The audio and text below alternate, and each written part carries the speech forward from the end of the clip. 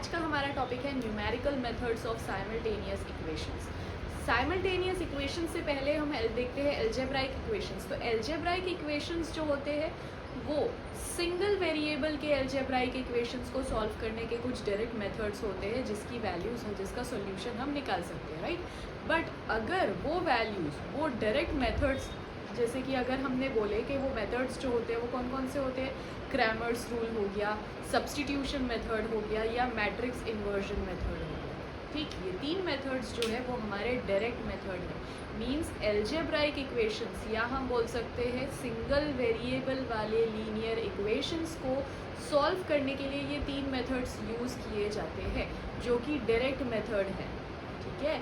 Analytical direct methods हमारे अगर work ना करे, मतलब ये तीनों मेथड्स अगर वर्क ना करे, उसके लिए मैथमेटिशियंस ने कुछ दूसरे मेथड्स बनाए हैं जिसको हम न्यूमेरिकल मेथड्स बोलते हैं। और वो न्यूमेरिकल मेथड्स भी अगेन दो टाइप के हो जाएंगे, एक होगा डायरेक्ट मेथड होता है, एक होता है इटरेटिव मेथड। डायरेक्ट मेथड में हमारा सॉल्यूशन डायरेक्टली निकाला जाता है और वो एग्जैक्ट वैल्यू देगा, ठीक है।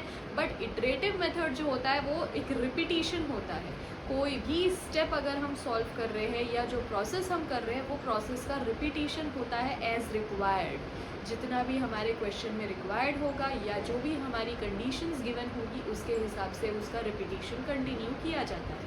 तो वो इटरेटिव मेथड हमारे दो टाइप्स के होते हैं, एक होता है हमारा जैकोबी इटरेशन मेथड और दूसरा होता है गॉस सिडल मेथड, ठीक। एंड वैसे ही डायरेक्ट मेथड जो है वो एक होता है गॉस एलिमिनेशन मेथड, ठीक है। तो आज हम देख रहे हैं हमारे वीडियो में आज का गॉस सिडल मेथड, ठीक है, सिडल मेथड देख रहे हैं।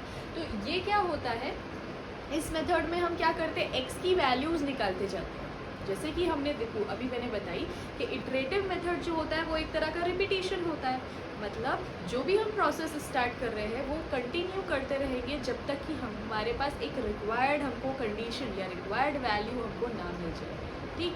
तो वो इटरेटिव मेथड के हिसाब से सिडल मेथड जो होता है उसमें हम एक्स की वैल्यूज बार बार निकालते जाते हैं। एक हमने इक्वेशंस जो स्टार्टिंग के हमको लीनियर इक्वेशंस दिए हैं वो इक्वेशन सॉल्व करके हमारी कुछ एक्स की वैल्यू आई, वो x1 की वैल्यू हम नेक्स्ट इसमें सब्सटीट्यूट करेंगे तो x2 की वैल्यू आएगी, वो x2 की वैल्यू अगेन हम x3 में सब्सटीट्यूट करेंगे तो x3 की वैल्यू हमको मिलेगी, एंड सो ऑन। ये कंटिन्यू चलता जाएगा जहाँ तक कि हमको पहुँचना है, ठीक है।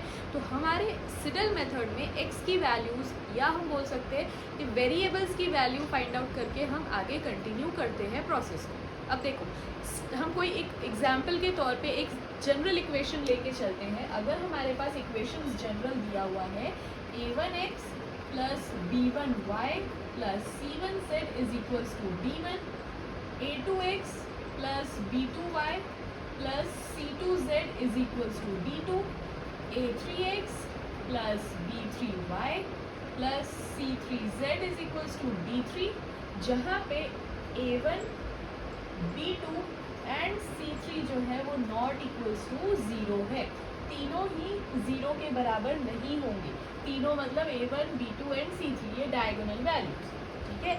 ये तीन अगर हमको लीनियर इक्वेशंस इस फॉर्म में अगर हमारे पास गिवन है तो सबसे पहले हम इस फर्स्ट इक्वेशन से x की वैल्यू फाइंड आउट करेंगे। तो क्या हो जाएगा, ये पूरे इक्वेशंस में से x के लिए हम उसको x की रिस्पेक्ट में इस इक्वेशन को सॉल्व कर लेंगे तो क्या हो जाएगा 1/a1 and d1 minus b1y minus c1z, correct. ये दोनों वैल्यूज चली गई इधर और ये a1 जो है वो आ गया डिवाइड में, ठीक। वैसे ही सिमिलरली ये सेकेंड इक्वेशन जो सेकेंड इक्वेशन के लिए y के लिए सॉल्व कर लेंगे तो वो हो जाएगा 1/b2 d2 minus a2x minus c2z, correct.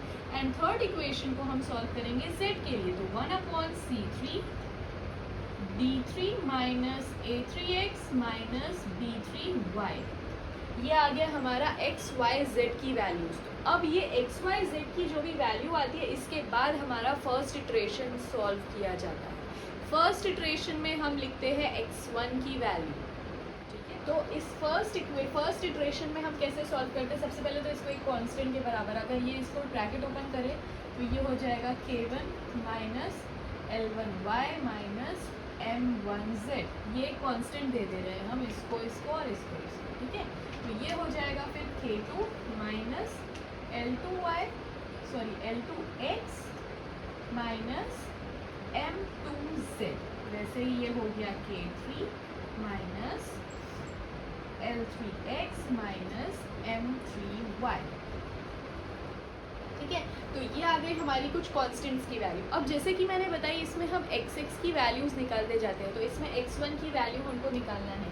तो यहाँ पे सबसे पहले तो ये जो वैल्यूज़ है उसको 0 के बराबर लाएंगे, तब हमारी इसकी वैल्यू आ जाएगी। तो देखो हम ये इक्वेशन नंबर हमारा 1 था, ये 2 था, ये 3, इसको अगर हमने 4, 5 और ये 6 दिए, तो फोर्थ इक्वेशन में हमको यहाँ पे y की वैल्यू y0 के बराबर, जो कि 0 के बराबर होगी, and z is equals to z0 which is equals to 0।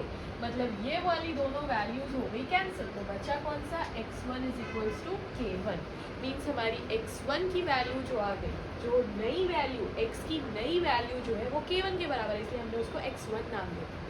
वैसे ही सिमिलरली इस फिफ्थ इक्वेशन में हम x इज इक्वल्स टू, अब ये x1 देंगे यहाँ पे, तो जो भी इस x1 की वैल्यू है जो कि क्या है k1 के बराबर है, और यहाँ पे z की वैल्यू वो z0 इज इक्वल्स टू 0 ही है। तो यहाँ पे इसकी वैल्यू क्या मिल जाएगी हमको, k2 minus L2 k1, correct. ये मिलेगी हमको इसकी वैल्यू y1 की वैल्यू, ठीक है। वैसे ही अब यहाँ पे देखो, यहाँ पे x की वैल्यू x1 के बराबर लेके चलना पड़ेगा हमको, और y की वैल्यू हमको y1, मतलब ये और ये लेके चलना पड़ेगा। तो सब्स्टिट्यूट करेंगे तो क्या मिल जाएगा, k3 माइनस ये हो गया L3, x1 की वैल्यू क्या है k1, माइनस y1 की वैल्यू क्या है हमारे पास m3, इसको यहाँ लिख देते हैं k3 माइनस L3 k1, और ये हो गया हमारा minus m3 and k2 minus L2 k1। तो ये हो गई हमारी z1 की वैल्यू। इस हिसाब से हमने निकाले हैं x1 की वैल्यू k1, y1 की value k2 minus L2 k1 and z1 की वैल्यू हमने निकाले हैं ये। तो ये हमारी फर्स्ट इटरेशन के बाद x1, y1, z1 की वैल्यू आई। वैसे ही हम सेकेंड इटरेशन सॉल्व करेंगे तो x2, y2, z2 की वैल्यू आएगी। ये रिपीटिशन या ये इटरेशंस हमको कब तक के सॉल्व करना है, जब तक के हमारे पास एक रिक्वायर्ड वैल्यू, या फिर हम बोल सकते हैं कि हमारे पास जो कंडीशंस हमको जहाँ तक के सॉल्व करने के लिए बोली गई है वहाँ तक के हम यहाँ पहुँच जाए, ठीक है। तो ये रहा हमारा जनरल मेथड। जनरल मेथड मतलब जो एक विदाउट नंबर्स के हमने एक जनरली सॉल्व करके बताया, ठीक। तो इसके हिसाब से हम एक क्वेश्चन सॉल्व करते हैं तो ज़्यादा इजीली समझ में आ जाएगा। Okay, so this is our question के solve the following equation by Gauss Seidel method taking 2 iterations. यहाँ पे क्लियरली हमको दिया है 2 इटरेशन सॉल्व करने हैं, ठीक है। तो ये इक्वेशंस के हिसाब से हम सबसे पहले इसको किसके रिस्पेक्ट में सॉल्व करेंगे, एक्स के। चीज़ हमेशा याद रखना, ज़रूरी नहीं है जो सीक्वेंस में हमको क्वेश्चन दिया हुआ है, जो सीक्वेंस में हमको इक्वेशन में इक्वेशंस दिए हैं वही सीक्वेंस में एक्स वाई जेड की वैल्यूज़ निकलेंगी, करेक्ट। इसको हम रीअरेंज करके भी सॉल्व कर सकते हैं। अब वो कैसे रीअरेंज होगा वो अब हम देखते हैं, क्योंकि अब यहाँ पे फर्स्ट इक्वेशन जो है, फर्स्ट इक्वेशन में x का कोएफिशिएंट 1 है जो कि नहीं होना चाहिए। क्यों? क्योंकि हमने जो अभी जनरल फॉर्म देखा a1x plus b1y plus c1z is equals to d1, तो उसमें x की वैल्यू हमारे पास 1/a1 d1 minus b1y minus c1z ऐसे आएगी। तो यहाँ पे एक कोएफिशिएंट है जो कि 1 के फॉर्म में आया, तो इसीलिए ये वाला इक्वेशन हम नहीं लेंगे। तो कौन सा इक्वेशन लेंगे, ये वाला हम लेंगे, फर्स्ट इक्वेशन इसको लेंगे। अब सेकेंड इक्वेशन वापस से हम इसको नहीं ले सकते, क्यों? क्योंकि अगेन यहाँ पे y का कोएफिशिएंट क्या है, 1 है, तो इसीलिए इसको थर्ड इक्वेशन लेके इसको सेकेंड इक्वेशन लेंगे। तो ऐसा हम कोई भी गिवन इक्वेशन में सबसे पहले हम देखते हैं कि जिसकी भी वैल्यू हमको फाइंड आउट करनी है, जैसे x के रिस्पेक्ट में सॉल्व करना है तो उसका कोएफिशिएंट 1 नहीं होना चाहिए। तो फर्स्ट इक्वेशन, तो फर्स्ट इक्वेशन से x की वैल्यू क्या मिल जाएगी, 1/5 18 प्लस 2y माइनस 3z, ये हो गई x की वैल्यू। सेकेंड इक्वेशन से y की वैल्यू हो जाएगी 1/7 22 minus x plus 3z। And third equation से z की वैल्यू हो जाएगी 1/6 22 माइनस 2x प्लस y।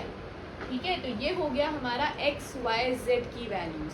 अब हम इटरेशन सॉल्व करेंगे। तो फर्स्ट इटरेशन क्या है वो देख। सबसे फर्स्ट इटरेशन में हमको क्या अप्लाई करना होता है, x की वैल्यू हमारे पास क्या थी 1/5 18 minus 18 plus 2y minus 3z, ये थी हमारे पास x की वैल्यू। अब इसमें हमको अप्लाई करना होता है y is equals to y0 जो कि 0 के बराबर है, और z is equals to z0 जो अगेन 0 के बराबर है।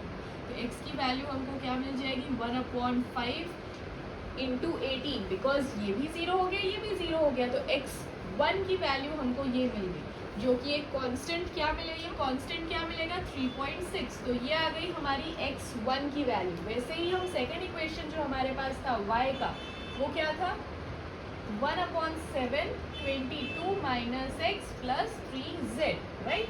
तो यहाँ पे y की वैल्यू में हमको क्या सब्सटीट्यूट करना होता है, x is equals to x1 जो कि है 3.6 and z is equals to z0 जो कि है 0 के बराबर, वो सब्सटीट्यूट करेंगे तो y1 की वैल्यू 1/7 22 माइनस 3.6 और ये हो गया 0, बचा ये वैल्यू। अब इसको अगर हम सॉल्व करेंगे तो हमारी y1 की वैल्यू हमको क्या मिलेगी, सॉल्व करे बाद y1 की वैल्यू 2.63 के अप्रॉक्स मिलेगी। ठीक है, तो ये हो गई हमारी y1 की वैल्यू। ऐसे ही हम सिमिलरली z1 की वैल्यू निकाल सकते हैं। तो वो कैसे निकलेगा, तो z की वैल्यू क्या हो जाएगी, third equation means 1/6 22 minus 2x plus y। ठीक है, जहाँ पे x की वैल्यू हम x1 के बराबर रखेंगे जो कि 3.6 एंड y की वैल्यू हम y1 के बराबर रखेंगे जो कि था 2.63। तो z1 की वैल्यू हो जाएगी 1/6 22 माइनस, यहाँ पे अब 2 इंटू 3.6 करेंगे तो ये हो जाएगा 7.2 प्लस 2.63। तो इसकी वैल्यू हमको मिल जाएगी, सॉल्व करेंगे तो 2.905। ये आ गई हमारी z की वैल्यू 2.905। ठीक, तो इससे हमने x1, y1 और z1 की वैल्यूज निकाल दी। ये हो गया हमारा फर्स्ट इटरेशन। सेकेंड इटरेशन भी हम वैसे ही सिमिलरली सॉल्व कर सकते हैं, वही सेम फॉर्मूले से हम सेट x2 की वैल्यू, मतलब x2 की वैल्यू अब यहाँ से क्या मिलेगी हमको 1/5। अब देखो ये है 18 प्लस 2y1 माइनस 3z1। अब यहाँ पे ये y1 z1 की वैल्यू सब्सटीट्यूट कर लेंगे। तो हमारे पास y1 की वैल्यू क्या थी 2.63 माइनस z1 की वैल्यू थी 2.905, राइट। तो ये हमने सब्सटीट्यूट करे तो इससे हमको x2 की वैल्यू मिल जाएगी। तो x2 की वैल्यू हमारे पास अप्रॉक्स 2.91 आ गई। ये हो गया हमारा सेकेंड इटरेशन का x2 निकल गया। वैसे ही सिमिलरली y2 निकाल लो। y2 के लिए हमको क्या निकालना पड़ेगा, second equation this 1/7 22 minus x1 plus 3z1। ठीक है, ये हो गई y2 की कंडीशन। सब्सटीट्यूट कर दो उसकी वैल्यू, तो y2 is equals to 1/7 22 x1 की वैल्यू 3.63, z की वैल्यू 2.953। तो y2 की वैल्यू हमारे पास क्या हो जाएगी, y2 की वैल्यू हमारे पास क्या हो जाएगी 2.9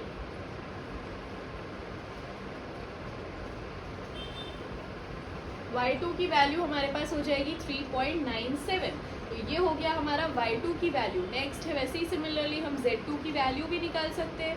ठीक है, तो z2 की वैल्यू आपके लिए होमवर्क है। z2 की वैल्यूज निकाले और मेरे को बताया मेरे कमेंट बॉक्स में कि क्या आई z2 की वैल्यू। तो इससे हमारा ये वाला क्वेश्चन जहाँ पे हमारे 2 इटरेशंस के बाद x, y, z की वैल्यूज हमारे पास आ जाएगी, जहाँ पे x की वैल्यू ये हो गई 2.91, y की वैल्यू, तो 2 इटरेशंस के बाद हमारे पास वैल्यूज आ गई, x की वैल्यू 2.91, y की वैल्यू 3.97 एंड z2 की वैल्यू आप हमको निकाल के बताएंगे। ठीक है, तो ये हो गई हमारी x, y, z की values after 2 iterations, means approximate root of the equations after 2 iterations are given. ठीक है, तो ऐसा होता है गॉस सिडल मेथड का सॉल्यूशन। आई होप आपको सबको समझ में आ गया होगा। अगर कोई और कन्फ्यूजन है, कुछ डाउट है, तो प्लीज़ कमेंट बॉक्स में कमेंट करें और पूछ सकते हैं। ओके, अभी के लिए इतना ही, टाटा बाय बाय।